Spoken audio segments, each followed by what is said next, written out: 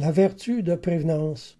Saint Paul a écrit en Romains 12:10 « Par amour fraternel, soyez pleins d'affection les uns pour les autres. Par honneur, usez de prévenance réciproque. » Prévenance. Le dictionnaire en donne la définition suivante. Disposition de celui qui va au-devant des besoins et des désirs d'autrui. C'est faire passer les besoins des autres avant les siens. Alors forcément, la vertu de prévenance est toute pleine d'amabilité, d'attention, de bienveillance, de délicatesse, d'écoute, d'empressement, de gentillesse et de serviabilité. Le contraire de la prévenance, c'est l'indifférence et l'égoïsme. Jésus a également parlé magnifiquement de la prévenance en Matthieu 7:12. Il dit « Tout ce que vous voulez que les hommes fassent pour vous, faites-le de même pour eux. » La traduction Godspeed a rendu « Traitez les autres comme vous aimeriez qu'ils vous traitent ». En acceptant Jésus-Christ, nous avons tous accepté de vivre selon ce principe et de régir par lui notre existence tout entière.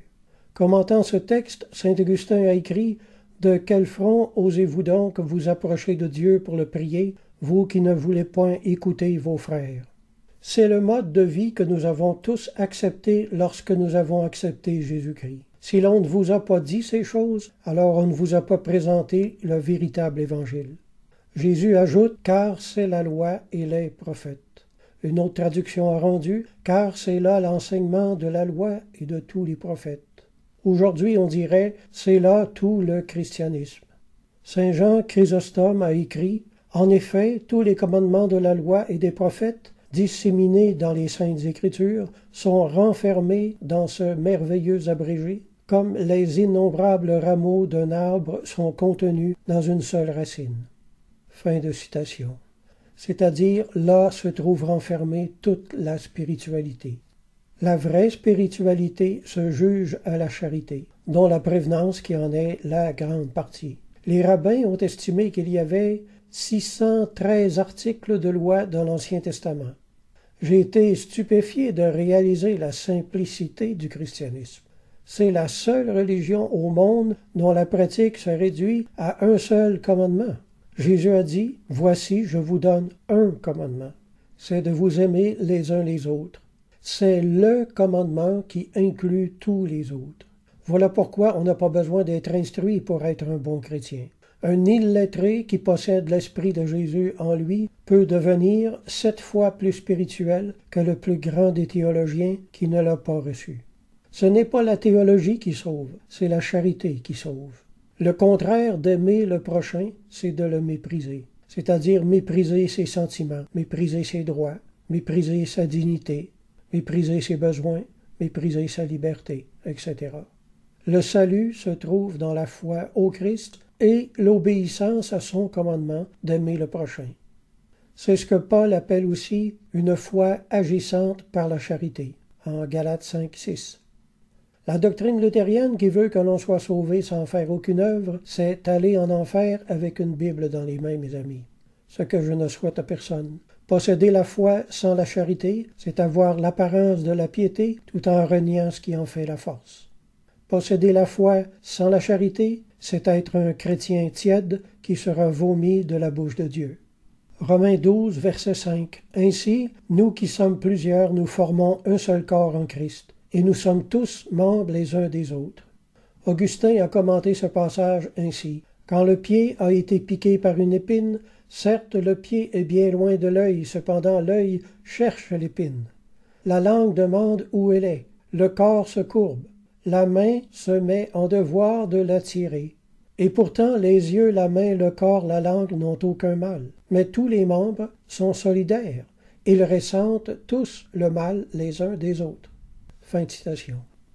François d'Assise a également parlé de cette belle prévenance fraternelle. Il écrit « Ô Seigneur, que je ne cherche pas tant à être consolé qu'à consoler, à être compris qu'à comprendre, à être aimé qu'à aimer. Car c'est en se donnant qu'on reçoit, c'est en s'oubliant qu'on se retrouve, c'est en pardonnant qu'on est pardonné, c'est en mourant qu'on ressuscite à la vie éternelle. » Monseigneur Auguste Sodreau a écrit « Toutes les fautes contre la charité viennent de ce qu'on ne regarde pas le prochain avec les yeux de la foi. Alors à nos yeux de chair apparaissent les défauts, les travers, les maladresses. À notre mémoire se présentent de nombreux griefs, les blessures qu'a reçues notre amour-propre, les contradictions, les oppositions qu'a subies notre volonté. » Fin de citation. Colossiens 3, versets 12 à 15. Ainsi donc, comme des élus de Dieu saints et bien-aimés, revêtez-vous d'entrailles de miséricorde, de bonté, d'humilité, de douceur, de patience. Supportez-vous les uns les autres, et si l'un a sujet de se plaindre de l'autre, pardonnez-vous réciproquement, de même que Christ vous a pardonné, pardonnez-vous aussi. Mais par-dessus toutes ces choses, revêtez-vous de la charité, qui est le lien de la perfection, et que la paix de Christ à laquelle vous avez été appelés pour former un seul corps règne dans vos cœurs. Par la profonde beauté de ses vertus, la charité attire elle-même le croyant à les désirer pour lui. C'est l'effet de l'attrait. La charité attire le cœur du croyant comme le ferait une corde dans le domaine naturel. En priant pour être plus attentifs et plus sensibles au mouvement de l'Esprit en nous, nous découvrirons une plus grande capacité à vivre selon la sainteté de Dieu. Le sentiment d'amour qui reliait les premiers chrétiens était si fort qu'Ignace d'Antioche, au 1er siècle, l'appelle l'agapé.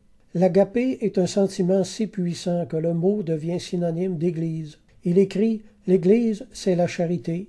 Alors par la charité, vous pourrez édifier de grandes assemblées, mais sans elle, les églises fermeront leurs portes. » Voyez comme ils s'aiment, s'écriaient les païens quand ils considéraient les chrétiens avec étonnement.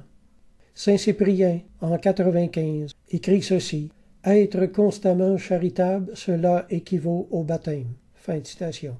Par la charité, vous prouvez que vous êtes un vrai baptisé. Je termine avec cette magnifique citation d'Auguste Sodreau. Les théologiens énumèrent 7 œuvres de miséricorde corporelle et 7 pour les misères de l'âme. Les 7 œuvres de miséricorde corporelle sont offrir à manger et à boire, donner le vêtement, accorder l'hospitalité, visiter les malades, racheter les captifs, ensevelir les morts. On exerce la charité spirituelle en supportant le prochain, en lui pardonnant, en priant pour lui, en l'instruisant, le conseillant, le corrigeant, le consolant. Par là, on fait du bien à son âme, on l'aide à obtenir son salut ou à accroître son bonheur éternel, ce qui est la charité de beaucoup la plus excellente. Amen.